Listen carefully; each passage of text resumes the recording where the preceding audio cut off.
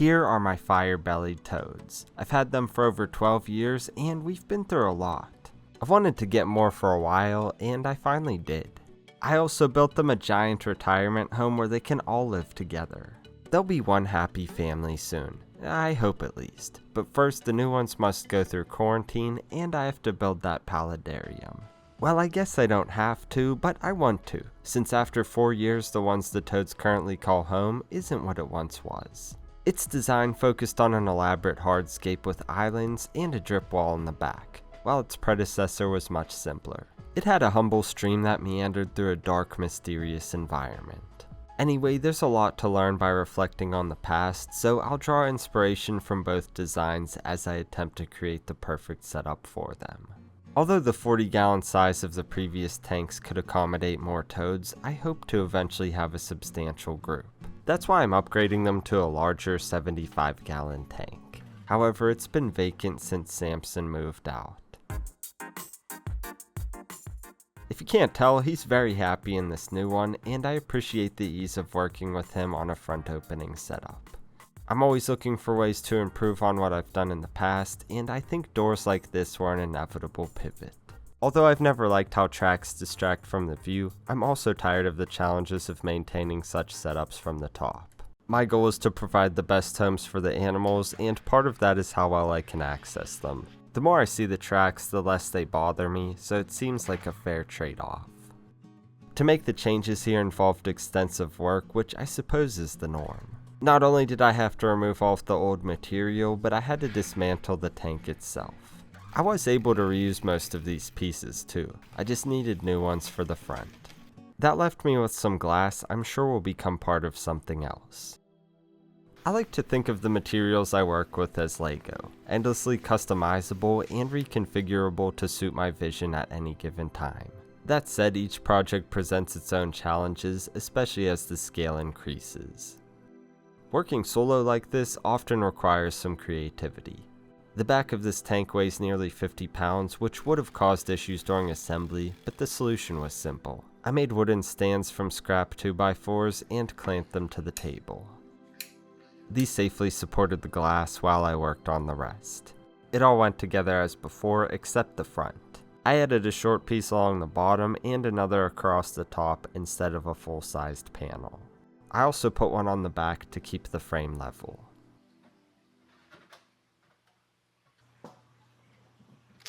A front opening system wouldn't be complete without glass tracks either. I was confident this tank would work, but I had to consider previous designs to move forward. My top priorities were to create a larger enclosure with easier access, both of which I've already achieved. Filtration inside the tank can work, as in the first setup, but the external canister on the current one is a better option. That's why I'm doing the same here. While I believe the internal solution was less effective, I actually do prefer how the stream was more of a focal point than the drip wall.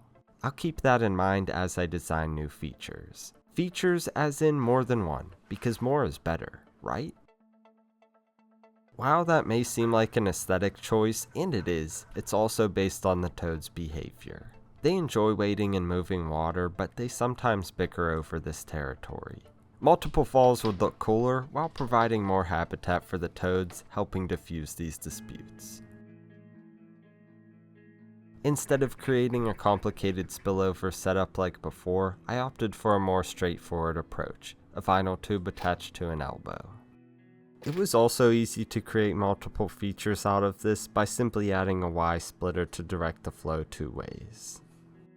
Although I enjoyed the dragonstone look from the previous scape, I wanted to combine that with the darker vibe of the first. Of course, I had no idea how many stones I'd need, so I added a piece of egg crate to evenly distribute weight along the glass. I just had a feeling that things were about to get heavy, especially as I gathered the stones. For the overall look, I envisioned something similar to what I did with the upcycled Paludarium, where I created tree stumps from scrap wood, just with dragonstones mixed in. I thought stumps would add the desired earthiness, and I already had a few small ones. I'd have to make the larger ones myself though. Sometimes things come together quickly. This was not one of those. I think that's because I was trying to mold pieces around a vision instead of a vision around the pieces, if that makes sense. Patience always prevails though, and eventually I found a place to begin. I used several unrelated pieces to mimic the appearance of a tree stump that I secured together. It ended up being so large that I only needed the two small stumps to form a solid framework for the stones. As I've mentioned with Dragonstone countless times before, if you want the best results, it's important to consider the directionality of the texture. I wanted these aligned horizontally to give the impression of height. They're pretty easy to scape with otherwise, so the foundation for the waterfalls materialized in no time. However, it wouldn't be stable or work as intended without foam. It's awesome to look back at older projects and see how much more effectively I can accomplish tasks like this now. The stream in the first Paludarium had a lot of unnecessary components, and the water flow wasn't even that great. Although the new version was more dynamic, it too was extremely overbuilt. Now fast forward to today, where this feature was done using simple techniques comparatively. Dragonstone usually has dirt in its crevices, so I recommend cleaning it out before use and saving some for later. By applying superglue to foam joints or any areas that look off, you can use the dust to create a seamless transition between elements. I also use this technique on the wood, but with cocoa fiber as the dust element. I honestly think this hardscape is the perfect fusion of those previous designs. However, I was curious to see how it would look with the water. Based on past experience, I was confident it would work, but water is unpredictable, and there's no way to truly anticipate how it will flow. I watched eagerly as the tank filled, and once it did, I got my answer.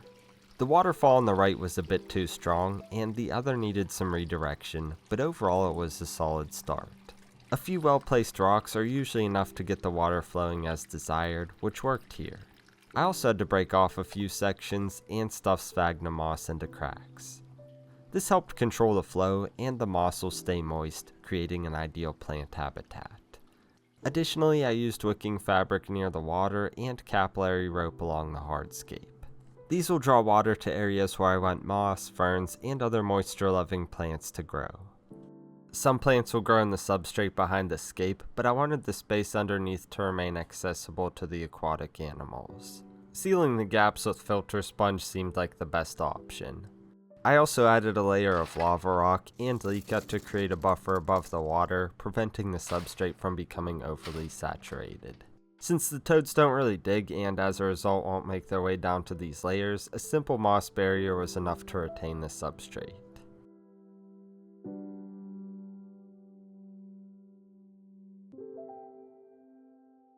Since this environment is meant to highlight the transition between land and water, I selected plants that would thrive in such conditions while creating interesting textural contrast. There are many ways to achieve this, but here I focused primarily on plants with varying growth patterns and smaller foliage like ferns. This Selaginella was perfect for that. However, to my dismay, it didn't thrive. Most of it dried up, but some actually does remain. I'm hoping these segments will stay strong and make a comeback. These designs demand moss and similar plants. You can never go wrong adding Java moss, it's a classic. I also had some Riccia, more specifically the Riccia raft from the water lily aquarium I set up a few months ago. I'd been saving it for something just like this. I had many other species as well. Using just one type of moss works, but I feel that incorporating a variety is better. When they combine into a single carpet with varying hues and textures, it feels like something you genuinely encounter in nature. That's what I wanted to see here. The basin area would also feature some plants which require a nutrient-rich substrate. However, these substrates tend to break down into a fine dust as they age. While that's not a big issue, it can become frustrating when trying to maintain an aesthetic.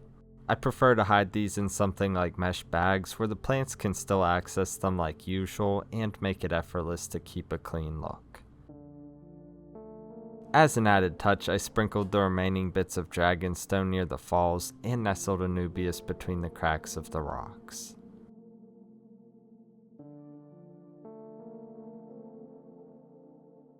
The previous setups both included botanicals, so I knew I had to incorporate them again. I gathered some items and boiled them so they'd sink immediately. While they did, I decided to add something completely different: spiderwood branches. You know, it's always these kind of details that elevate a project and make me excited to see the final piece. Of course, I love the entire journey of creation, but the most rewarding part is to see a real, tangible version of an idea before you, especially when it's a living, breathing piece of art that will grow and evolve.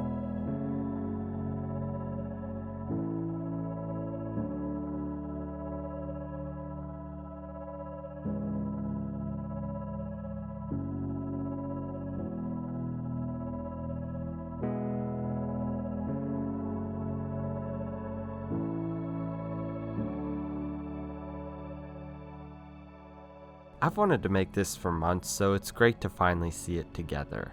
I'm curious to see how it will look as it matures, and with the toads who are excited to explore their new home.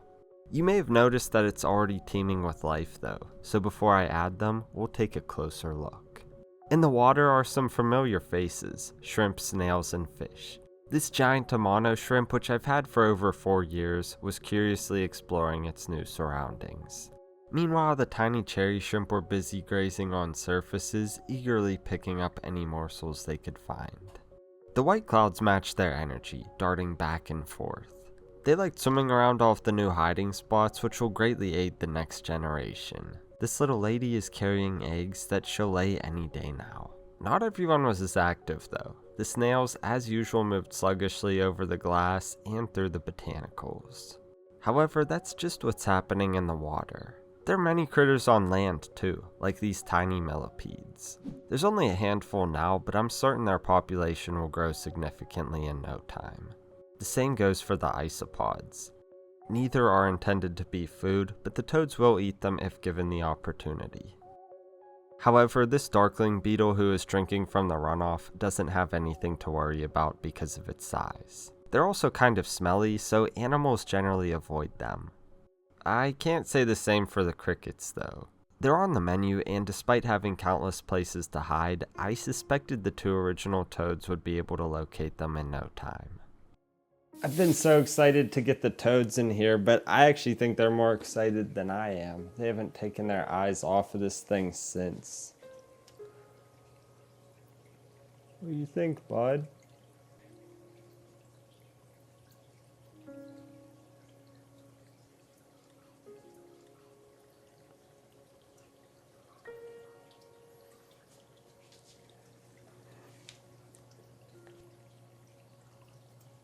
Whoa!